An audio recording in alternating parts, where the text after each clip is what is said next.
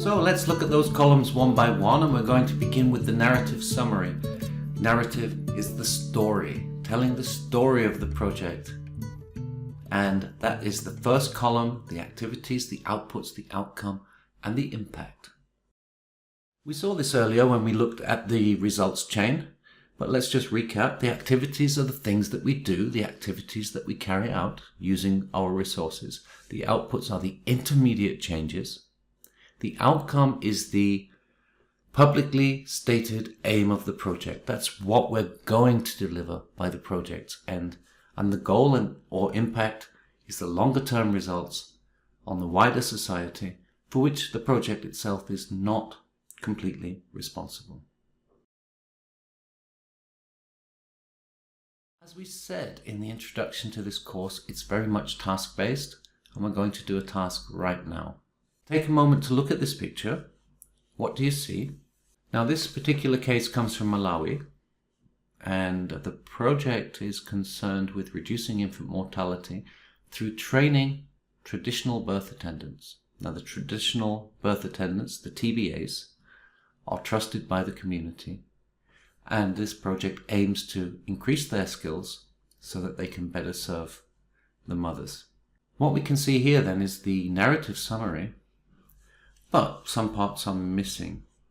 We see the outcome: more women giving birth with the help of trained traditional birth attendants.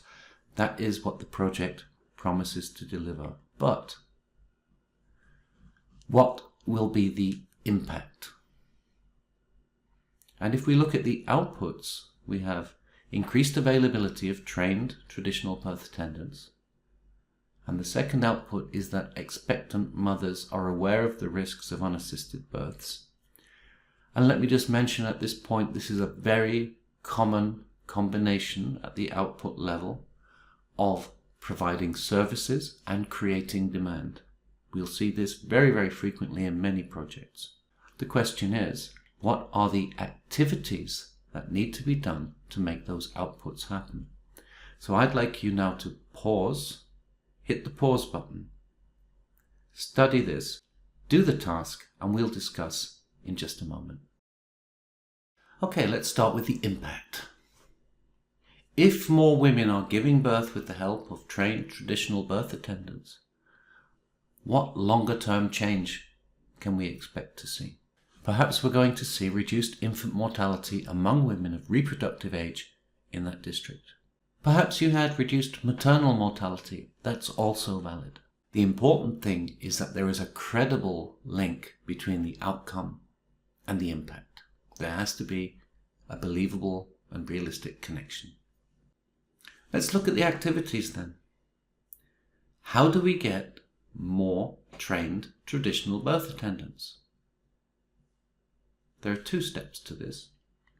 Firstly, establishing a midwifery school, and secondly, capacity building of the TBAs. What about the second output? Expectant mothers aware of the risks of unassisted births. How do we get that result? Through the activity of awareness raising among local communities. For the next task, let's go to Syria. Improved health status of internally displaced people, IDPs, we'll call it Camp A.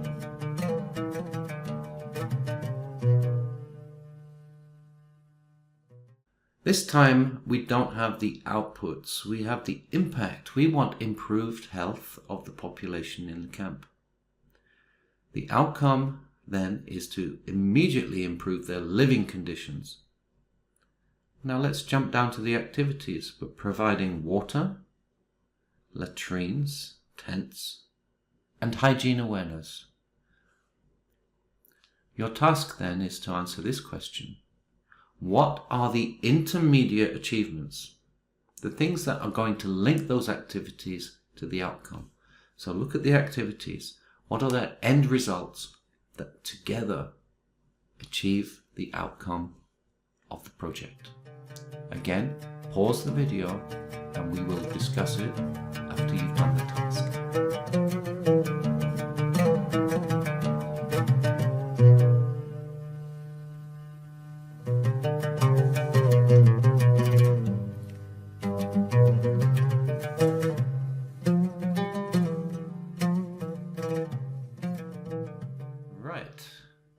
activities, the water, boreholes, bucket distribution, and the latrines together, give us better water and sanitation. Distributing tents reduces overcrowding. The occupancy of shelters will not exceed 10 people per tent, and hygiene awareness program conducting that gives us awareness. IDPs are aware of how to reduce the risk from hygiene-related disease. Let's look at those outputs together. Better access to water and sanitation, reduced overcrowding, and awareness on hygiene-related diseases together. Will those improve living conditions? Absolutely.